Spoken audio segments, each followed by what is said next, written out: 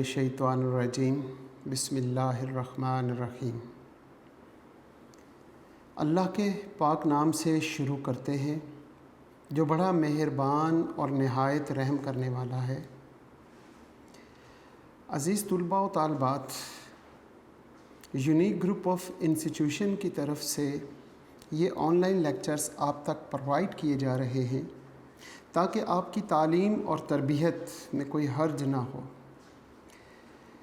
हम अपने लेक्चर का आगाज़ हस्ब मामूल एक दुआ से करेंगे और दुआ है इल्म की।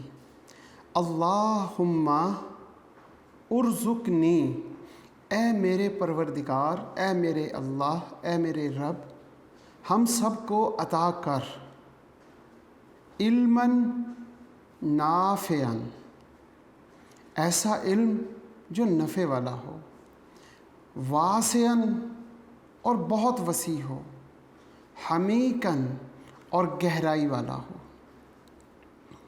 ये दुआ हम तकरीबन पहले लेक्चर से ही आपके साथ डिस्कस कर रहे हैं, पढ़ रहे हैं, याद कर रहे हैं, तर्जुमे के साथ सीखी भी है। अल्लाह मतलब हमारे रब, अल्लाह के बाद हुम्मा, ए मेरे अल्लाह, उर्ज़ुक़नी, हमें अता कर, इल्मन, इल्म, ऐसा इल्म, इल्मन नाफ़िअन, नफ़े वाला, वासिअन और हमीकन, आमीन। हमारा दूसरा जो टॉपिक इसके साथ तरबियत के हवाले से चल रहा है वो है मोहब्बत रसूल। और मोहब्बत जब भी किसी से करे या की जाए या हो जाए तो दिन रात उसका ज़िक्र करना अच्छा लगता है। उसका नाम लेना या उससे कोई मोहब्बत कर रहा हो तो हमें उससे भी मोहब्बत हो जाती है कि ये हमारे चाहने वाले से मोहब्बत करता है, ये उसका खैर ख्वाह है। बिल्कुल इसी तरीके से अगर हम मोहब्बत रसूल पैदा करना चाहते हैं तो उसका भी यही तरीक़ाकार है, यही प्रोसीजर है कि हम उसका ज़िक्र सुबह शाम करें, दिन और रात करें, सोते और जागते करें। जब आप ज़िक्र करेंगे, बार बार याद करेंगे तो उनसे मोहब्बत होगी और उन्हीं की मोहब्बत कामयाबी की ज़मानत है, कामयाबी की चाबी है। मोहब्बत रसूल के लिए अल्लाह पाक ने हमें दुरूद इब्राहीमी जो हम नमाज में पढ़ते हैं उसका ज़िक्र हम सीख रहे हैं, समझ रहे हैं। दुरूद इब्राहीमी के 2 पोर्शन हैं। हम पहले पोर्शन को आज इस लेक्चर में डिस्कस करेंगे और दूसरे पोर्शन को इंशाल्लाह नेक्स्ट लेक्चर में डिस्कस करेंगे। पहला पोर्शन के पहले अल्फाज हम 5 लफ्ज़ों को इन उंगलियों पे याद करते हैं। अल्लाहुम्मा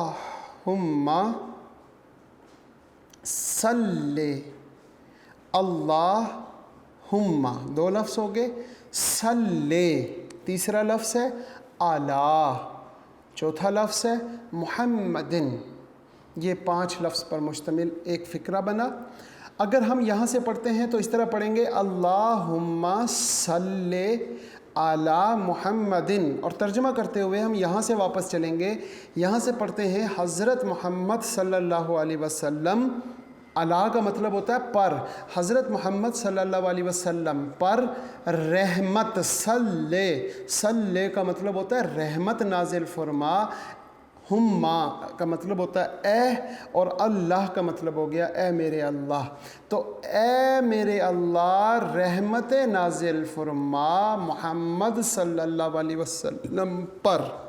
तो ये फ़िक्रा कंप्लीट होता है, अल्लाहुम्मा सल्ले अला मुहम्मदिन, ए मेरे अल्लाह हज़रत मोहम्मद सल्लल्लाहु अलैहि वसल्लम पर रहमत नाजिल फरमा।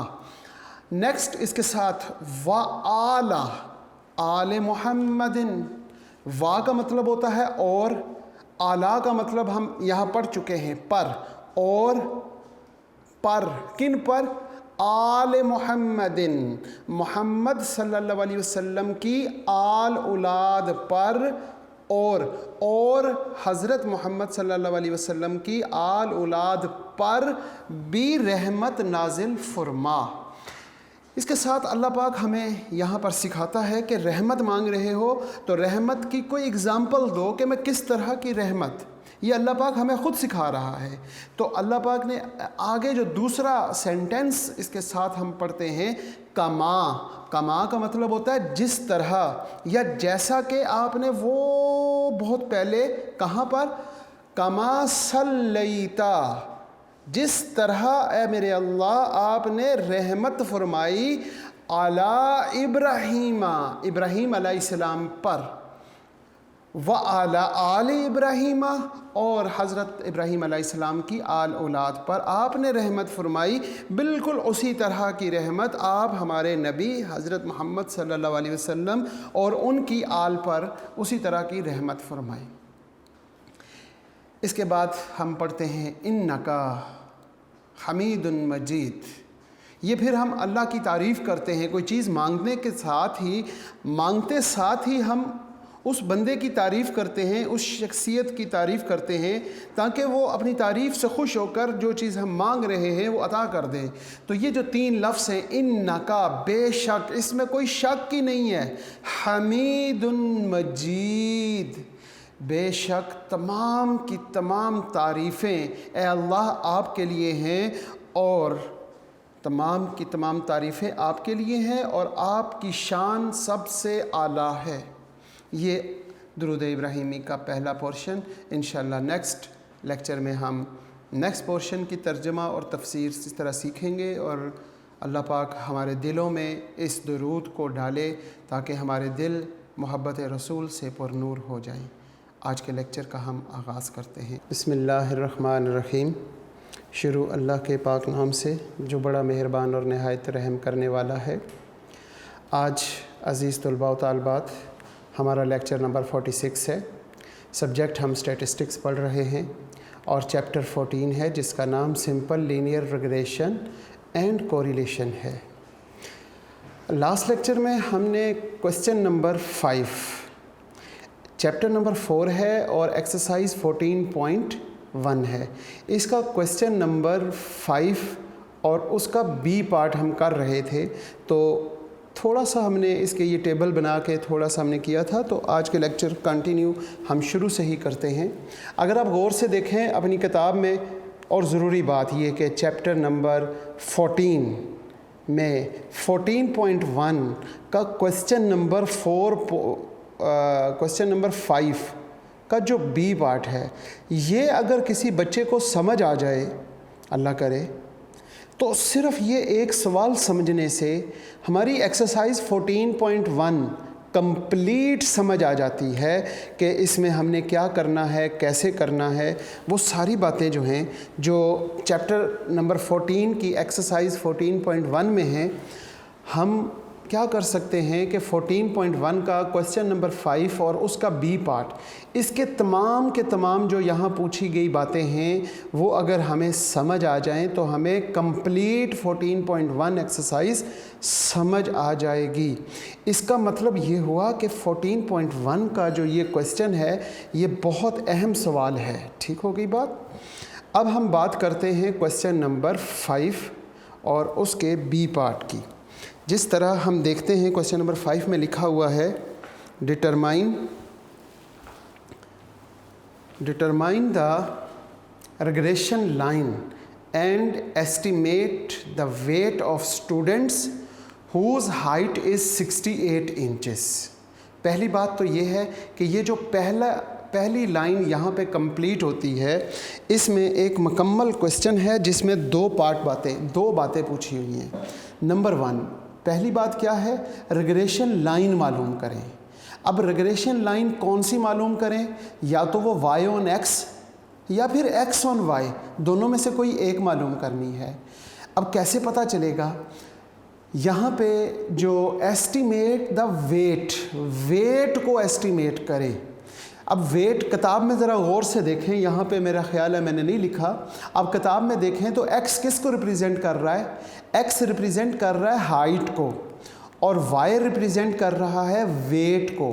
तो अगर देखें ज़रा गौर से बुक में, तो y किसको रिप्रेजेंट कर रहा है? वेट को।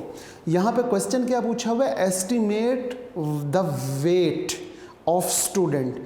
वेट ऑफ स्टूडेंट हमने एस्टिमेट करना है whose height is 68 इंचेस, जिसकी हाइट जो है वो 68 है। हाइट किस चीज़ को रिप्रेजेंट कर रहा है? x को।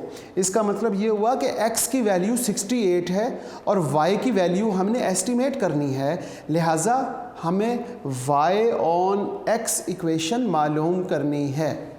अच्छा, ये यहाँ से लेके यहाँ तक दो बातें पूछ ली गई हैं, एक रिग्रेशन लाइन मालूम करें और दूसरी वेट मालूम करें, यानी y की वैल्यू मालूम करें when x is equal to 68। So y on x equation मालूम करनी। यहाँ तक मेरे बच्चों को समझ आ चुकी होगी कि दो बातें पूछी हुई हैं। इसके बाद तीसरी बात यहाँ से शुरू होती है, find also estimate values of the given values of height. Height की जो गिवन वैल्यूज़ हैं उनकी तमाम जो हैं एस्टिमेट करें, एस्टिमेटेड वैल्यूज़ निकालें for the given value of height. ये नंबर 3 पॉइंट है, ठीक होगी बात। नंबर 4 पॉइंट यहाँ से शुरू होता है, show that the sum of estimated value is equal to the sum of observed values of weight. यहाँ तक नंबर 4 पॉइंट हो गया। फिर उसके बाद नंबर 5, फाइंड द डेविएशन। ये डेविएशन मालूम करें, EI is equal to y minus y head. ये नंबर 5 हो गया। और number 6, show that these deviation add to 0। तो यहाँ पर तकरीबन 6 बातें आपसे पूछी हुई हैं। इट्स मीन ये 6 सवाल हैं, और जिस बच्चे ने क्वेश्चन नंबर 5 का बी पार्ट अच्छे तरीके से सीख लिया, उसे एक्सरसाइज 14.1 कंप्लीट समझ आ जाएगी इंशाल्लाह। इसमें 6 बातें पूछी हुई हैं। अच्छा जी, ये सारी बातें देने के लिए उसने x यानी कि हाइट और y यानी कि वेट उसने क्वेश्चन में दिया हुआ है। x और y की वैल्यूज़ आपके पास गिवन है। आपने क्या करना है, x की वैल्यूज़ का सम कर लिया, वो 670 आ गया। यहाँ पे y है, y की वैल्यूज़ का सम किया 1550 आ जाएगा। इसके साथ साथ आप x का स्केयर कर लेते हैं, 72 का स्केयर 5184, 66 का स्केयर 4356, और इसी तरीके से x की तमाम वैल्यूज़ का यहाँ पे आपने स्केयर कर लिया कैलकुलेटर से, और उसके बाद उसको भी सम कर लिया, 45056 आ गया। इसके साथ साथ आप y की तमाम वैल्यूज़ का स्केयर कर लें और उसका भी सम कर लेते हैं।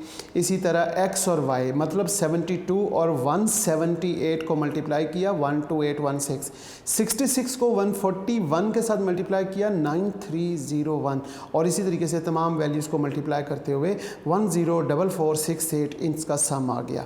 ये सारा काम आपने कैलकुलेटर के साथ करना है और लाजमी करना है, ताकि आपके पास कैलकुलेटर की प्रैक्टिस हो सके।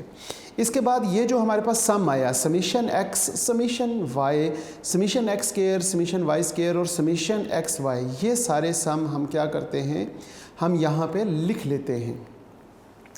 ये सवाल हमारे पास वही सवाल लिखा हुआ है। सोल्यूशन में हम सबसे पहले नंबर पे लिखते हैं ये जो डिटरमाइन द रिग्रेशन लाइन और estimate the weight of student. हमने एक ऐसी रिग्रेशन लाइन मालूम करनी है जिसमें क्या हो, एस्टिमेट कर सके एस्टिमेट किसे कर सकें, estimate the weight of student को। क्योंकि मैंने कहा कि ये x हाइट को रिप्रेजेंट कर रहा है और y जो है वो वेट ऑफ स्टूडेंट्स को रिप्रेजेंट कर रहा है। तो वेट ऑफ स्टूडेंट मतलब y को एस्टिमेट करना है। जब y को एस्टिमेट करना है तो फिर y ऑन x इक्वेशन मालूम करनी है, y ऑन x।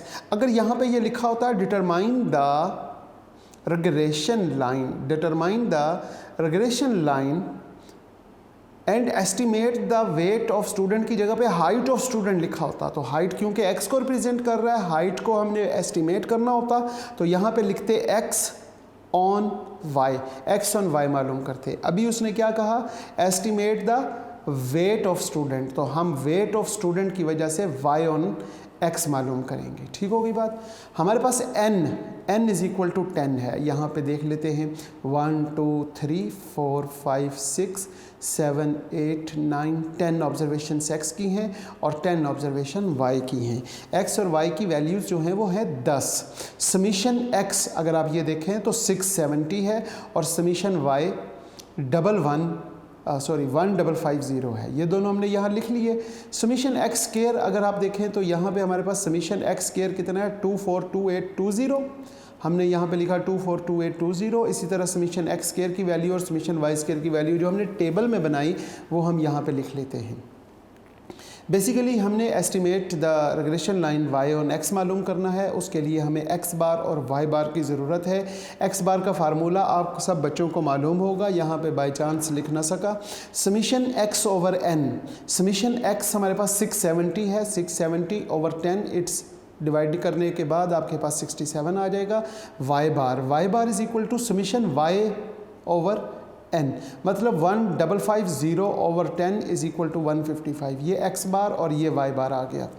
अब हमारे पास y ऑन x इक्वेशन जो हमने मालूम करनी है वो क्या है। y ऑन x मालूम करने के लिए हम लिखेंगे y head is equal to a y on x plus b y on x और x। ये इक्वेशन नंबर 1 है। हम इसमें से a और b की वैल्यूज़ फाइंड करेंगे बाय यूजिंग फार्मूलाज और फिर इसमें वैल्यूज़ पुट कर देंगे तो हमारे पास रिग्रेशन लाइन आ जाएगी। b का फार्मूला क्या होता है, बहुत सूटेबल फार्मूला है। जब हमारे पास इस तरह ये x और y की वैल्यूज़ दी हों तो उसके लिए आप ये फार्मूला लगा सकते हैं, summation x y minus n x bar y bar over summation x square minus n x bar square. अब ये सारी वैल्यूज़ क्योंकि x बार और y बार की ज़रूरत थी वो हम निकाल चुके हैं। समीशन एक्स वाई हमारे पास ऑलरेडी मौजूद है 104468 और समीशन एक्स स्क्वायर भी हमारे पास है 45056। ठीक होगी बात। अब ये सारी वैल्यूज़ हमने यहाँ पे पुट कर दी। B Y on x is equal to summation x y की वैल्यू थी हमारे पास वो n हमारे पास 10 है, x बार 67 है, y बार जो है वो 155 है। इसमें ये वैल्यूज़ पुट करने के बाद हमारे पास जवाब आ गया 3.72289। इसको with the help of calculator solve करने पर जब b की वैल्यू आ जाएगी तो फिर हम a की वैल्यू कैसे पुट करेंगे। a y ऑन x का फार्मूला हमने a की याद किया हुआ है, y bar minus b y on x और x bar. b y on x की वैल्यू ये आ चुकी है, x बार और y बार वो यहाँ पे मौजूद हैं। y बार है 155, हमने 155 लिखा, उसके बाद माइनस लिखा b y ऑन x 3.72289 लिखने के बाद आगे x बार से मल्टीप्लाई करेंगे 867। 67 के साथ इस पूरी रकम को मल्टीप्लाई करने के बाद 155 में से माइनस करने पर आपके पास जवाब आ जाएगा a y on x is equal to -94.4337। Put the value of a y on x और b y on x in equation 1 में पुट करते हैं। सबसे पहले y हेड लिख लिया इज इक्वल टू, यहाँ पे a की वैल्यू है माइनस ये a है तो -94.4337 वो लिखा, या -94.4 लिख लेते हैं प्लस 3.72 और 7x। ये इक्वेशन आ गई। ये जो उसने कहा था डिटरमाइन द रिग्रेशन लाइन मालूम करें, वो रिग्रेशन लाइन मालूम हो गई। एंड और क्या मालूम करना है, estimate the weight of students. Weight of student यानी y की वैल्यू मालूम करें when the height of whose height is 68 inches. इसको सॉल्व करने के लिए हम क्या करेंगे, हमारे पास ये दूसरा पार्ट कर रहे हैं कि ये हम इक्वेशन ड्राइव कर चुके हैं।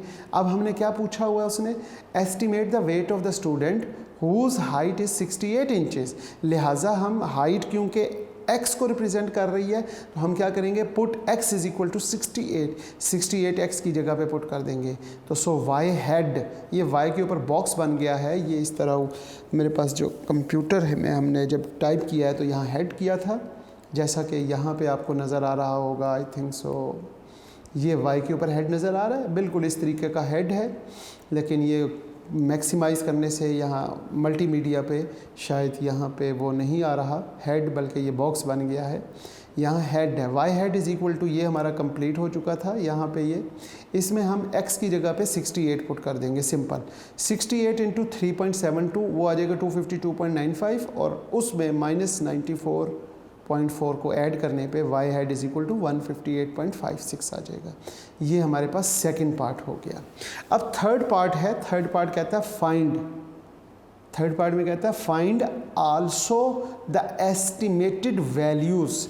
एस्टिमेटेड वैल्यूज़ आपने मालूम करनी है for the given values of height. इसके लिए आपको एक टेबल बनाना पड़ेगा। टेबल वो कुछ इस तरह का है कि हमारे पास ये हाइट x की 10 वैल्यूज़ हैं, जिसके बाद ये इसका सम किया हुआ है, ठीक है जी।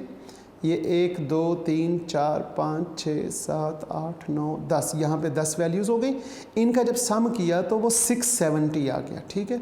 इसी तरह y के वैल्यूज़ का भी सम कर लिया था ये। अब find also estimated value of the given values of the height. अब हमारे पास जो इक्वेशन है वो यहाँ पे लिख लेते हैं y hat is equal to -94.4337 plus 3.72289 और साथ x लिख लेते हैं। पॉइंट के बाद कम से कम 4 डिजिट रखेंगे तो आपकी कैलकुलेशन एंड पे आंसर सही आएगा। अगर आप 4 से कम करेंगे तो फिर आपका नीचे जो एरर है वो ज़्यादा हो जाएगा। मैंने ऐसे करके देखा था, ये जब मैंने खुद सॉल्व कर रहा था तो उसमें यहाँ पे मैंने 2 डिजिट रखा था, तो यहाँ पे जो इसका सम आ रहा था वो हमारा रिक्वायरमेंट के मुताबिक नहीं था, एरर ज़्यादा था। तो आप अगर कम से कम पॉइंट के बाद 4 डिजिट रखेंगे या 4 के बजाय 5 डिजिट रखें तो एक्यूरेट होने का चांस होता है कि आपका आंसर बिल्कुल सही हो जाए।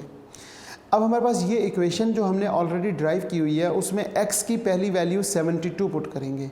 72 को 3.72289 से मल्टीप्लाई कर लें और फिर उसमें प्लस करें -94.4337, तो आपके पास आंसर आ जाएगा 173.61438। ये 1 2 3 4 5 वैल्यूज़ मैंने यहाँ पे लिखी हैं। इसी तरह 66 पुट करने से 151 पॉइंट ये वैल्यू आ गई, 67 69 और 63 पुट करने से हमारे पास 140.10837 आ जाएंगी। इन सब वैल्यूज़ का मैंने वैसे एहतियातन टोटल भी कर लिया है।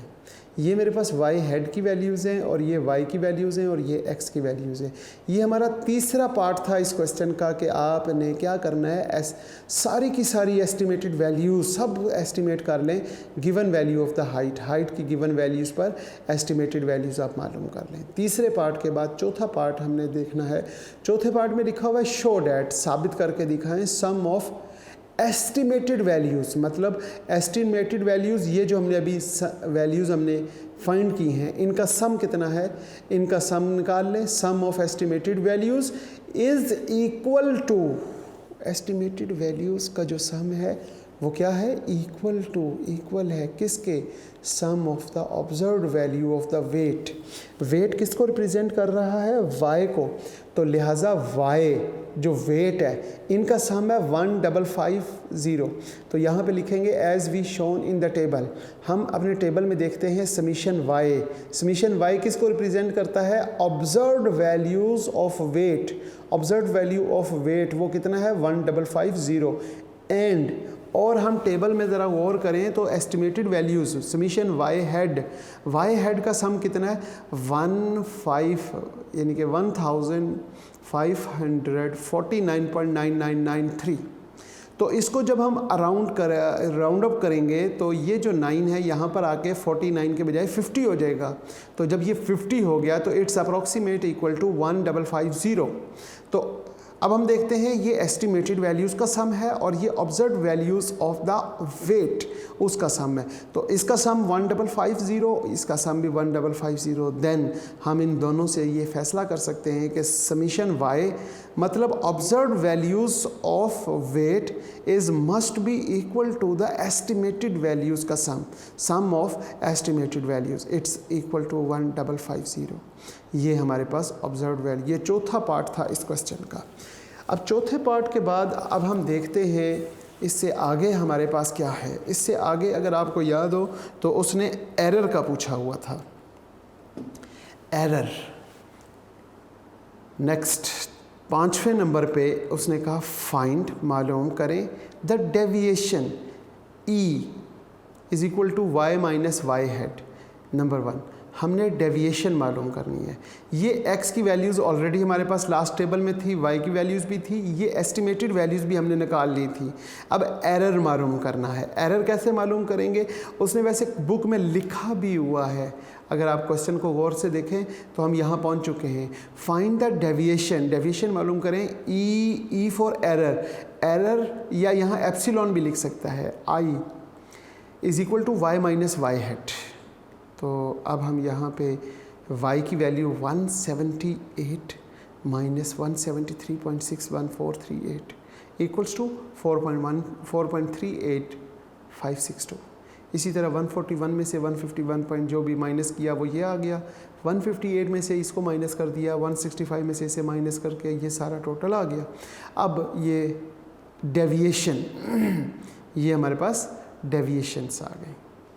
इसके बाद लास्ट पार्ट उसने ये पूछा हुआ है, शो डेट, साबित करें these deviation add to zero. ये जो डेविएशन हमने मालूम की हैं इनको सम अप करें। इनको जब हमने सम किया, ऐड किया तो 0.0007 आया। वो कितना खूबसूरत नंबर है, 0.007 तो आपने देखा था, यहाँ पे 0007 आ गया। सो ये जो ई है, ई का सम, समेशन ई का सम कितना है 0.0007, इट्स अप्रॉक्सीमेट इक्वल टू 0। तो यही बात हमने शो करनी थी, show that these deviation add to 0। अगर इन डेविएशन को जमा किया जाए तो उसका answer it's approximate equal to 0 आ जाएगा। ये था हमारा क्वेश्चन नंबर 5 का बी पार्ट। इस 5 के बी पार्ट में हमने तकरीबन 6 चीज़ें की। नंबर 1 रिग्रेशन लाइन मालूम कर ली। रिग्रेशन लाइन के बाद एस्टिमेटेड वैल्यू 68 पर हमने पुट करने के बाद मालूम कर ली। नंबर 2, नंबर 3 एस्टिमेटेड वैल्यूज़ सारी की सारी मालूम की। नंबर 4 पे हमने शो डेट साबित करके दिखाया कि sum of estimated values must be equal to the sum of observed values of weight. इसके बाद नंबर 5 पे हमने एरर टर्म ई मालूम किया और नंबर 6 पे हमने उनको ऐड करने पर उनका आंसर 0 निकाल लिया। इसके बाद हम देखते हैं क्वेश्चन नंबर 5 के बाद क्वेश्चन नंबर 6। क्वेश्चन नंबर 6 का B part.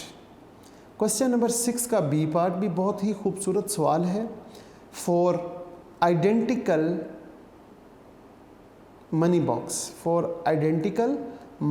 box contain different number of a particular type of coin and no coin, number of coin, ये no नहीं है, number डॉट डालेंगे तो number of coin of the other types, the information of the combined weight is the given below.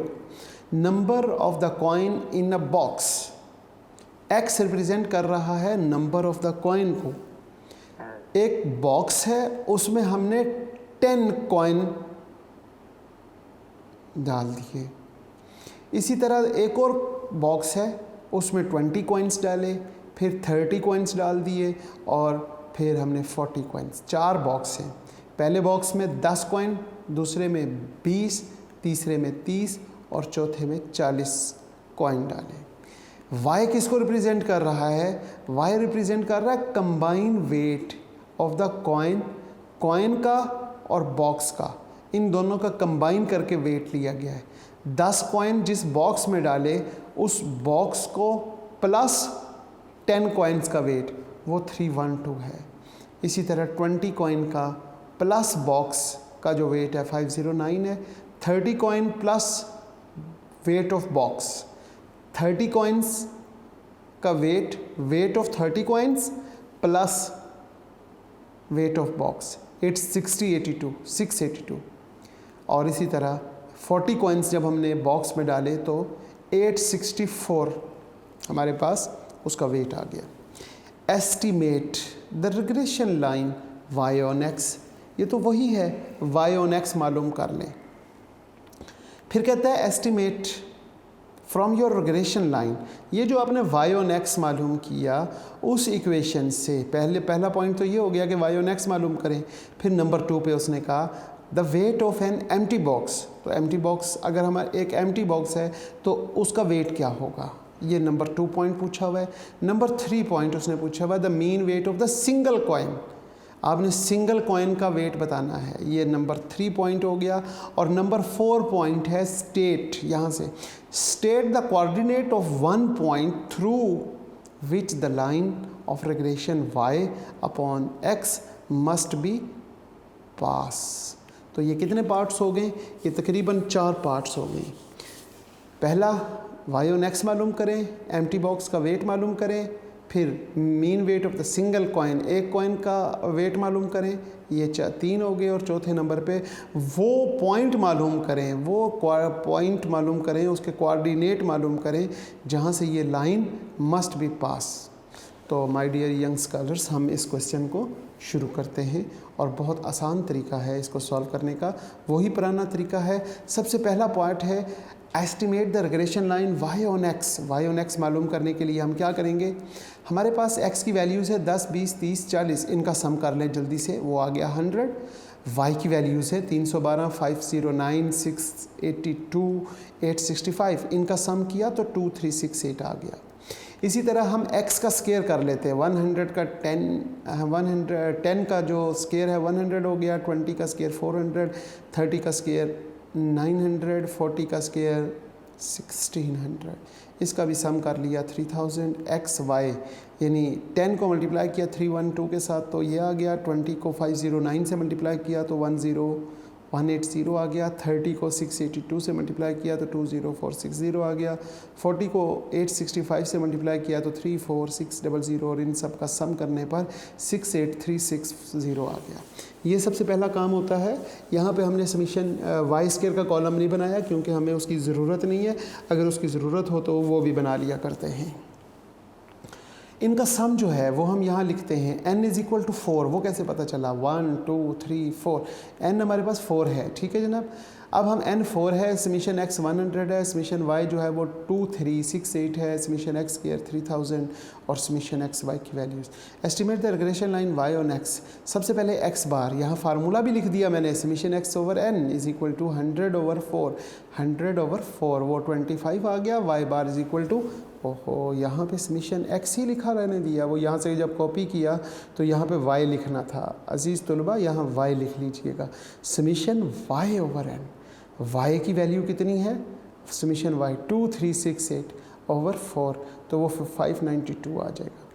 Equation जो है वो हमारे पास y head is equal to a y on x plus b y on x और x है। अब हम क्या करेंगे? बी वाई ऑन एक्स का फार्मूला वही पुराना, summation x y minus n x bar y bar over summation x square minus n x bar square, values put कर दी। समीशन एक्स वाई वो यहाँ से आएगा 68360 माइनस 4 इंटू 25 और 592। फिर यहाँ पे समीशन एक्स स्क्वायर है, समीशन एक्स स्क्वायर 3000 है, तो 3000 माइनस 4 इंटू 25 का स्क्वायर। जब इसको कैलकुलेटर से सॉल्व किया तो 18.32 आ गया। फिर b a y on x का फार्मूला तो यही रहता है, y bar minus B Y on x और एक्स बार। यहाँ पे हम देखते हैं a y on x is equal to y bar, वो हम यहाँ से देखते हैं वाई बार 592 है वो लिख लेते हैं, minus B Y on X 18.32 वो लिख लिया, एक्स बार वो यहाँ से देखा 25 पुट कर दिया। 25 को पहले इसके साथ मल्टीप्लाई करना है 18.32 के साथ और फिर एंड पे 592 में माइनस कर देंगे तो वो 134 आ जाएगा। ये ए की वैल्यू आ गई, ये बी की वैल्यू आ गई, ये दोनों वैल्यूज़ पुट कर देते हैं। Put the values in equation 1।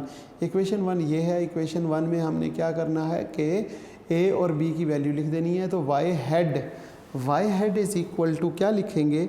ए की वैल्यू 134, ए की वैल्यू है 134 और प्लस बी की वैल्यू है 18.32 और एक्स ये हमने लिख ली। तो ये हमारे पास स्ट्रेट लाइन आ गई। अब इसका सेकंड पार्ट उसने कहा estimate from your regression line. अपनी रिग्रेशन लाइन से मालूम करें, क्या मालूम करें? The weight of an empty box. ये हमारे पास रिग्रेशन लाइन जो अभी हमने सॉल्व की है वो ये है। अब इसका जो फर्स्ट पार्ट है उसमें लिखा हुआ है the weight of an empty box. Empty box put करने, एम्प्टी बॉक्स यानी बॉक्स है, सिर्फ बॉक्स का वेट मालूम करना है। तो बॉक्स का वेट कैसे मालूम करेंगे? उसमें कॉइन कितने हैं? एम्प्टी है, अच्छा उसमें कॉइन तो ज़ीरो हैं, तो x रिप्रेजेंट करता है नंबर ऑफ़ कॉइन को, तो नंबर ऑफ़ कॉइन उसमें है ही नहीं, तो so put the value of x is equal to zero. जब आपने ज़ीरो पुट किया तो यहाँ पे ज़ीरो मल्टीप्लाई किया 18.32 से, तो आपके पास ज़ीरो आ गया, और ज़ीरो को जब 134 से मल्टीप्लाई किया तो y head is equal to 134, तो empty box is equal to 134, और 134 जो है वो क्या है, वो है a की वैल्यू। अगर हम देखें तो a की वैल्यू 134 है, तो ये 134 जो है ये a की वैल्यू है। जब ये a की वैल्यू है तो ये क्या है, number of weight of empty box, only box, सिर्फ बॉक्स का जो वेट है वो 134 है। अब हम सेकंड पार्ट करते हैं, estimate from your regression line. ये जो आपके पास रिग्रेशन लाइन एस्टिमेट हो चुकी है, उससे आप क्या करें, the mean wait of the single coin, एक कॉइन का वेट बताएं। The mean wait of the single coin कैसे बताओगे आप? सबसे पहले हम सपोज करते हैं कि ज़ीरो कॉइन, हमने खाली बॉक्स जैसे लास्ट टाइम हमने किया सेकंड पार्ट में, तो ज़ीरो पुट कर देते हैं अपनी इक्वेशन में। ये हमारे पास इक्वेशन है, इसमें जब हमने ज़ीरो पुट किया वो ज़ीरो इससे मल्टीप्लाई हुआ, ज़ीरो हो गया, 134 उसमें ऐड करेंगे तो 134 आ गया। जब हमारे पास कोई भी कॉइन नहीं है तो बॉक्स का वेट है 134। अब हम एक कॉइन डालते हैं और फिर देखते हैं कि कॉइन एक है और इसके साथ जो बॉक्स है उसका वेट मिला के कितना है। हमारे पास एस्टिमेटेड लाइन ये है 134 प्लस 18.32x। इसमें x की जगह पे हम एक कॉइन लिख देते हैं कि 1 पुट कर देते हैं, put x is equal to 1। 1 को मल्टीप्लाई करेंगे 18.32 से तो आंसर आएगा 18.32। उसको जब प्लस करेंगे 134 से तो वो आ जाएगा 152.32। अब ये जो सम है ये किसका सम है, ये एस्टिमेटेड वैल्यू किसकी है, एक कॉइन की और 7 वेट ऑफ बॉक्स की। और ये ऊपर क्या है, ये ओनली खाली वेट ऑफ बॉक्स है। तो इसमें से जब इसको माइनस करते हैं 152.32 माइनस 134, तो आंसर क्या आया 18.32। तो ये जो 18.32 है it's a wait of the single coin 18.32। So 18.32 means the weight of the single coin, it is the value of by on x। जिस तरह मैंने आपको बताया था यहाँ पे क्या है कि जो हमारे पास y हेड आया वो 134a आया, a की वैल्यू, तो a की वैल्यू एम्प्टी बॉक्स का वेट है और b की वैल्यू 18.32। 18.32 जो है वो mean wait of the single coin है। यहाँ पे ये जो 18.32 है ये यहाँ पे अजीज़ तुलबा यहाँ पे 18.32 लिखेंगे, ठीक है, 18.32 ये वैल्यू गलत लिखी हुई है। तो by ऑन x, यहाँ पे हमारे पास by ऑन x की वैल्यू जो है, by ऑन x की वैल्यू अगर हम देखें तो वो हमारे पास 18.32 है। लिहाजा आप बच्चे यहाँ पे 18.32 लिखेंगे और mean weight of single coin. इसके बाद हमारा नेक्स्ट है, लास्ट पार्ट है शायद, जी ये लास्ट पार्ट है इस क्वेश्चन का। इसमें पूछा हुआ है स्टेट, आपने लिखना है, बताना है the coordinate of the one point, एक पॉइंट के कोऑर्डिनेट बताने हैं through which the line regression y upon x, ये जो y अपॉन x है ये मस्ट पास, वहाँ से गुजरे। State the coordinate of the one point through which the line regression y must pass. तो क्या करेंगे, x की जगह पे हम क्या पुट करेंगे, x की जगह पे हम पुट कर देते हैं x बार। x बार कितना है, x bar is equal to 25, तो हम 25 पुट करते हैं x की जगह पे। x is equal to x bar और x bar is equal to 25। हमारे पास इक्वेशन है y is equal to 134 plus 18.32x। इस x की जगह पे 25 पुट करते हैं, 25 पुट किया, इससे मल्टीप्लाई करके 134 में प्लस किया, तो वो हमारे पास आंसर क्या आ गया 592। अब ये 592 जो आंसर आया, ये देखें y बार की वैल्यू क्या है 592 है। लिहाजा हम ये देखते हैं कि x बार पुट करने से y हेड जो एस्टिमेटेड वैल्यू है वो y बार आ गया, लिहाजा x बार और y bar is the coordinate of a one point, एक पॉइंट के कोऑर्डिनेट हैं। 25 और 592 is the coordinate of one point through which the line of regulation of y upon x must pass. आज हमने question number 5 का B और question number 6 का ए part किया। उम्मीद करता हूँ कि मेरे बच्चों को ये सवाल दोनों समझ आ चुके होंगे और क्वेश्चन नंबर 5 की इम्पोर्टेंस बताई कि क्वेश्चन नंबर 5 का बी पार्ट करने से आपको पूरा का पूरा चैप्टर समझ आ जाएगा। लिहाजा इसी क्वेश्चन नंबर 5 और 6 के ए पार्ट को कंप्लीट हमने कर लिया है। इसके चारों पार्ट 5 पार्ट पूछे हुए थे, वो पाँचों के पाँचों कर लिए। उम्मीद करता हूँ आप सब बच्चों को समझ आई होगी। इस दुआ के साथ आज के लेक्चर का इख्तिताम करते हैं कि अज़ीज़ तुलबा व तालबात, आप जहाँ पे रहें सदा खुश रहें, सलामत रहें, सेहत वाली और ईमान वाली ज़िंदगी अता करें, वालदैन का साया ता क़यामत कायम रखे और वालदैन की और उस्तादज़ा की इताअत और फरमाबरदारी की तौफ़ीक अल्लाह ताला आपको अता करे, हम सब को अता करे, ज़िंदगी ईमान वाली अता करे और आखिरत जब आखिरी लम्हा आए तो हमारे मुँह पर कलमा शरीफ जारी फरमा दे, ला इलाहा इल्लल्लाह मुहम्मदुर रसूलुल्लाह, ताकि ज़िंदगी तो ईमान के साथ गुजारी, आखिरी लम्हे भी ईमान वाला मिल जाए। आमीन। अल्लाह हाफ़िज़।